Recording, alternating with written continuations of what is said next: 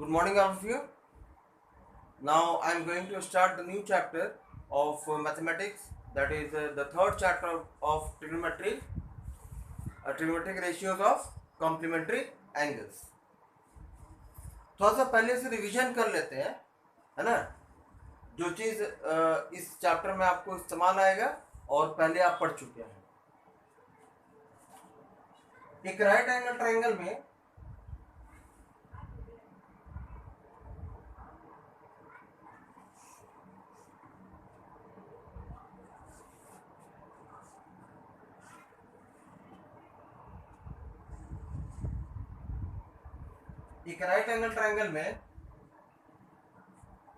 एक angle right angle होता है, बाकी दोनों एंगल अक्यूट एंगल होता है। ठीक है, तो कॉम्प्लीमेंट्री एंगल्स किसको कहते हैं? वैसे पेयर ऑफ एंगल्स को कहते हैं जिनका सम 90 डिग्री हो, है ना। तो एक राइट एंगल ट्रायंगल में अगर एक एंगल 90 डिग्री का होता है तो बाकी दोनों एंगल, रिमेनिंग एंगल्स कितने का होगा? दोनों का सम 90 डिग्री होगा, है ना। तो in triangle A B C, angle A plus angle C are complementary to each other, है ना। बिकॉज ये एंगल 90 डिग्री का है, 180 डिग्री में से ये 90 डिग्री माइनस करेंगे तो इन दोनों का सम कितना आएगा? 90 डिग्री आएगा। That means in triangle A B C, angle A plus angle C is equal to 90 degree. Hence, A and C, angle A and angle C are complementary to each other. ये बताने की जरूरत तो नहीं है ना। अगर नहीं भी है तो भी यहाँ पे लिख देना है, angle A plus angle B plus angle C is equal to 180 degree. ठीक है, अब in the given triangle angle B is equal to 90 degree. ये एंगल कितने का है? 90 डिग्री का है। तो इसके जगह पे ये वैल्यू रख देते हैं 90 डिग्री। तो angle A plus 90 degree plus angle C is equal to 180 degree. Solve करेंगे तो angle A plus angle C is 90 degree को उस तरफ ले जाएंगे, यहाँ प्लस है, उस तरफ जाएगा तो माइनस, तो 180 minus 90, that means angle A plus angle C is equal to 90 degree. निकल गया, है ना। इसका मतलब ये दोनों एंगल कैसा एंगल है? Both are complementary to each other. अब एक चीज कंक्लूड कर लेते हैं कि किसी राइट एंगल ट्रायंगल में हमको कैसे पता चलेगा कि कौन सा साइड जो है वो हाइपोटेनस है, कौन सा साइड परपेंडिकुलर है, कौन सा साइड बेस है ना।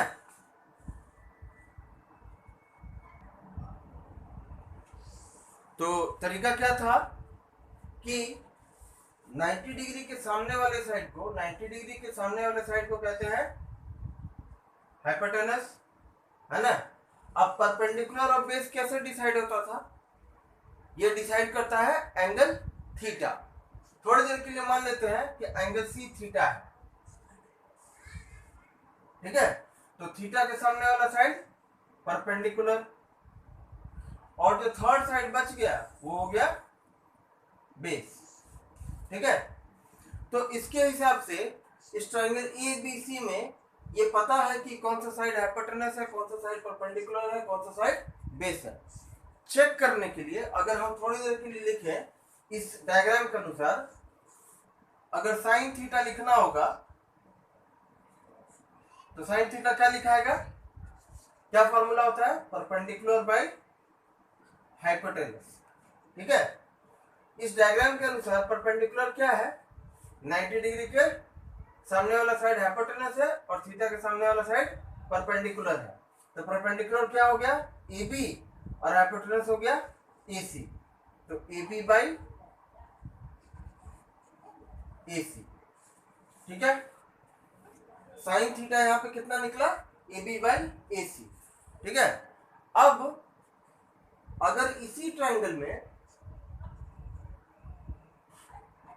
थीटा चेंज कर दे, मतलब थीटा यहाँ के बजाय अगर थीटा यहाँ पे कर दे तब क्या होगा, थोड़ी देर के लिए इसका नाम दे देते हैं थीटा 1 और इसका नाम दे देते हैं थीटा 2। तो साइन थीटा 1 निकाले, साइन थीटा 1 निकाले तो ए बी बाई ए सी आया, है ना। अब यही ट्रिग्नोमेट्रिक रेशियो साइन जो है, यही सेम ट्रिग्नोमेट्रिक रेशियो इस थीटा के लिए निकालेंगे। अगर इस थीटा के लिए निकालेंगे तब क्या निकलता है, देखिए साइन थीटा 2, है ना। थीटा 2 के लिए अब परपेंडिकुलर क्या होगा, थीटा 2 के सामने वाला साइड, ठीक है। तो थीटा 2 के सामने वाला साइड कौन सा है, BC, और हाइपोटेनस क्या है, AC।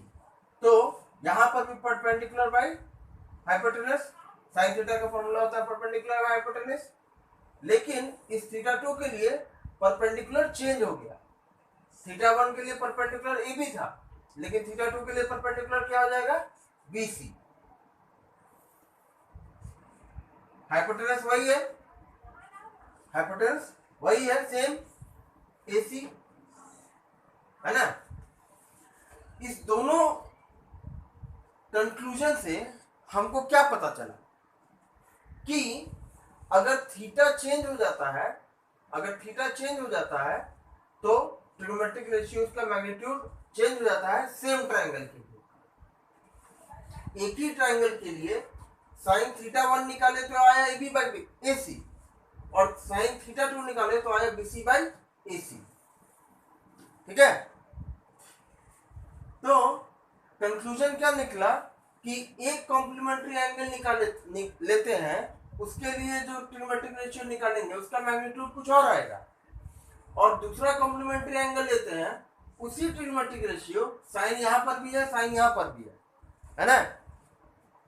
दूसरा कॉम्प्लीमेंट्री एंगल लेते हैं और उसके लिए सेम ट्रिग्नोमेट्रिक रेशियो निकालते हैं तो उसका वैल्यू कुछ और आता है। यहां देखिए AB बाई AC है, साइन का ही है, साइन थीटा 1 ही है ना।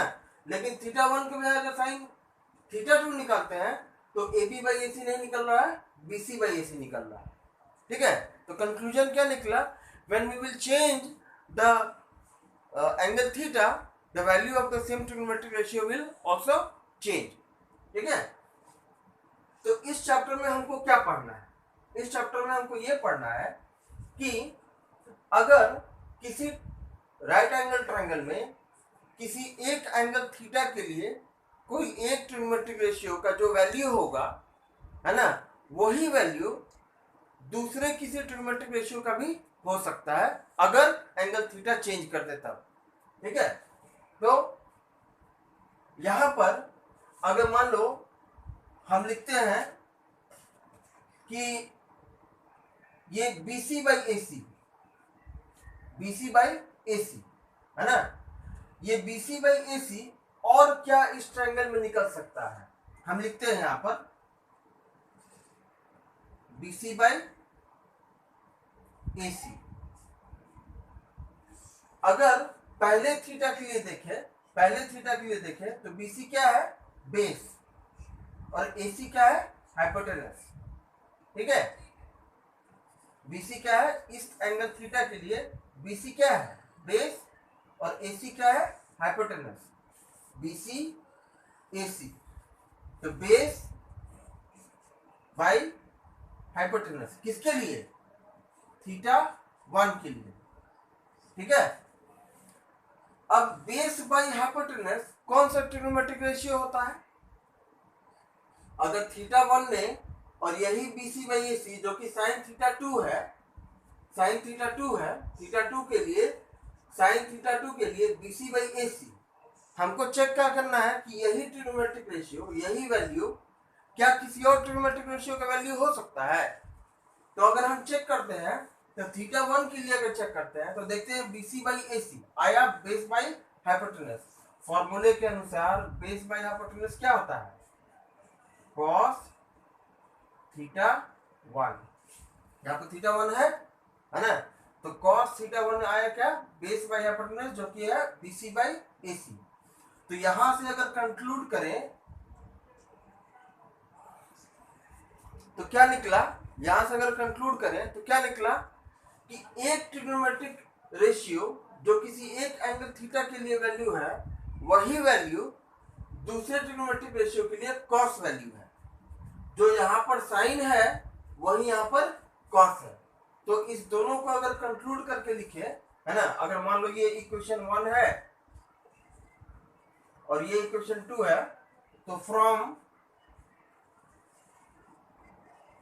1 and 2 we can say that sin theta 2 is equal to cos theta 1 is equal to BC by AC। ठीक है, कोई दिक्कत? फिर से एक बार रिपीट कर दे रहे हैं। हम बात का शुरुआत कहां से किए? एक एक्यूट एंगल लिए, उसके लिए एक ट्रिग्नोमेट्रिक रेशियो निकाले, ठीक है, और सेम ट्रिग्नोमेट्रिक रेशियो जो है दूसरे एक्यूट एंगल के लिए निकाले। हमको चेक क्या करना है कि क्या out of the 3 sides of the right angle triangle किसी दो को अगर बनाते हैं तो ट्रिग्नोमेट्रिक रेशियो बनता है ना। तो हमको चेक क्या करना है कि अगर मान लो परपेंडिकुलर बाय हाइपोटेन्यूज लेते हैं तो वो एंगल थीटा 1 के लिए है, परपेंडिकुलर बाय हाइपोटेन्यूज, है ना। अगर थीटा 2 के लिए लेते हैं तो परपेंडिकुलर बाय हाइपोटेन्यूज चेंज हो जा रहा है, वो हो जा रहा है BC बाय AB, जबकि थीटा 1 के लिए है AB बाय AC, ठीक है। अब यहाँ पर जब कंक्लूड करके निकाले तो निकला कि साइन थीटा 2 जो वैल्यू है वही कॉस थीटा 1 है। जो साइन थीटा 2 है BC बाई AC वही कॉस थीटा 1 है BC बाई AC। अगर दोनों को कंक्लूड किए तो क्या आया? Sine theta 2 is equal to cos theta 1 is equal to BC by AC। अब ऐसा लिख सकते हैं साइन थीटा 2, क्योंकि theta 1 plus theta 2 is equal to 90 degree है, जो कि हम यहां पे निकाल चुके हैं, यहां पे निकाले हैं ना। Angle A plus angle C is equal to 90 degree. तो एंगल ए क्या है? थीटा 2। एंगल बी क्या है? एंगल सी क्या है? थीटा 1। तो वहीं से लिखे theta 1 plus theta 2 is equal to 90 degree, है ना। अब क्या ऐसा लिख सकते हैं साइन थीटा 2 की जगह पे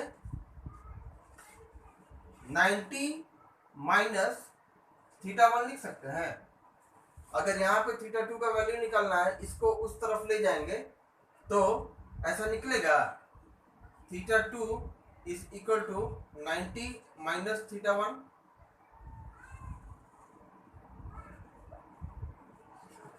निकलेगा ना। यहां से सॉल्व करेंगे, थीटा 2 का वैल्यू निकालेंगे तो थीटा 1 को उस तरफ ले जाएंगे तो theta 2 is equal to 90 minus theta 1 निकलेगा, ठीक है।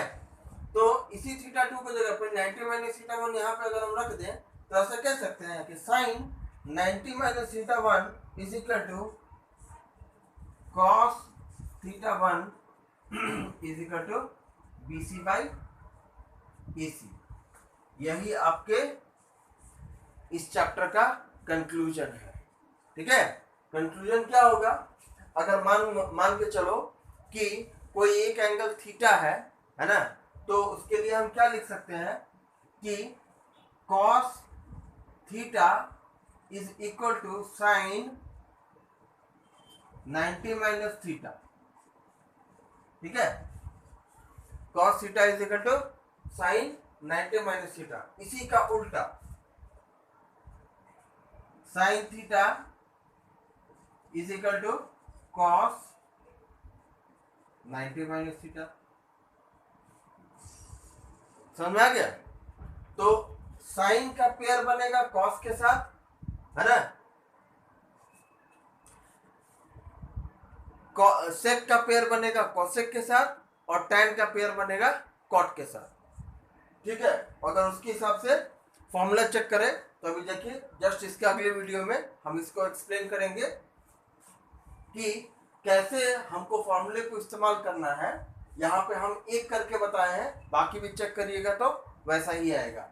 एक दो और हम चेक करके बताएंगे जो इसके अगले वीडियो में हम आपको सेंड करेंगे।